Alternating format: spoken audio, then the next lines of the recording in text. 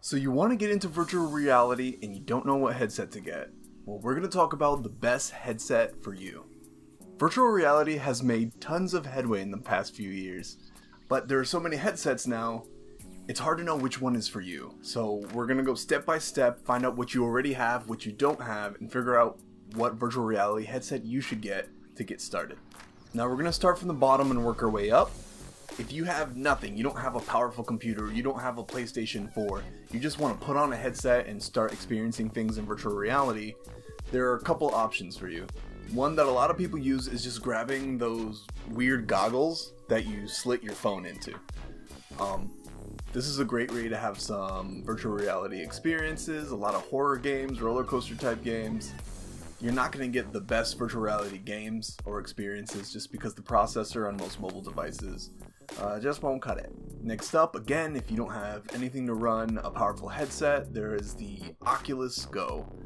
The Oculus Go is the first standalone headset that works all on its own. You can get one for $200 to $250, and you'll be able to do a lot of small gaming and a lot of really cool experiences. I know some friends of mine really like the NBA Live games that you can watch in the sidelines and stuff. Now, if you want to get to the next level, you want to really have some good gaming experiences, and you already have a PlayStation 4, well, the PSVR is gonna be your best bet. Now, the PlayStation VR isn't as powerful or doesn't have all of the same experiences in games as like the HTC Vive or the Oculus Rift, which we'll talk about in a minute, but it's a really good headset that'll attach to your console. The PSVR is actually the first virtual reality headset I put on that made me fall in love with it. I love VR. And I believe you can pick one of those up for around like $200 now. Now we're gonna get into the big dogs, the HTC Vive and the Oculus Rift. They are your Xbox and PlayStation of virtual reality. Now to run these, you're gonna need a somewhat powerful computer, and I will remember to put minimal requirements of your computer for each system here. Now it's just deciding between the two headsets, which a lot of people get confused, and if you don't know anything about VR, you think they're the same thing. HTC Vive retails right now for about $500, while the Oculus Rift retails for about $350. And the Oculus Rift, in my opinion, has a more comfortable controller. So just with those facts, you say the Oculus Rift is the easy go-to choice, but it's not that simple. To compare the two headsets for me, the HTC Vive is more comfortable, and the lighthouse tracking is much better than the Oculus Rift. From a lot of people who I know own Oculus Rift, they tell me that to get the best 360 tracking, which means if you reach behind you or you turn around, that the system will still know where you are. For the Oculus Rift, you'll need to pick up a third sensor, which I believe retails for around $60.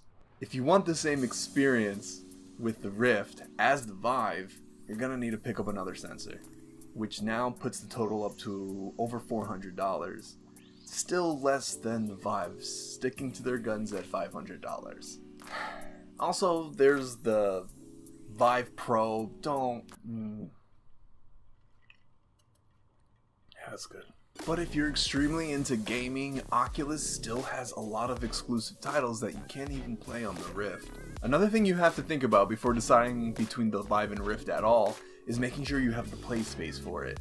You're gonna have to set up those sensors, and you're gonna have to put them in locations where they'll track you the best, especially if you get the Rift and you decide to get a third sensor. Now, if that is an issue for you, I would just hold off for the Oculus Rift. The Oculus Rift is Oculus's answer for making it more accessible for everybody. It's going to be standalone. You're not going to need a PC. It's going to be able to run high games like the Oculus Rift and Vive, such as like Rec Room, Super Hot. More titles keep coming. Robo Recall. But the Oculus Quest really looks like it's going to be a solution for a lot of people who don't have the equipment or space for virtual reality. And that should happen sometime this spring? Right? Am I right? I'm right. And that's going to retail around $400. The Oculus Quest looks like it's going to be the most versatile and the most affordable, or at least a healthy balance of the two, of all VR headsets. But if you're looking for the top of the line gaming, you're gonna want the HTC Vive or Oculus Rift that'll attach to Steam, Oculus Home. So I hope this helped you figure out what VR headset you want to save up for or grab for yourself. If this video was helpful at all, make sure to give me a like and subscribe for more virtual reality videos in the future. Thanks a lot.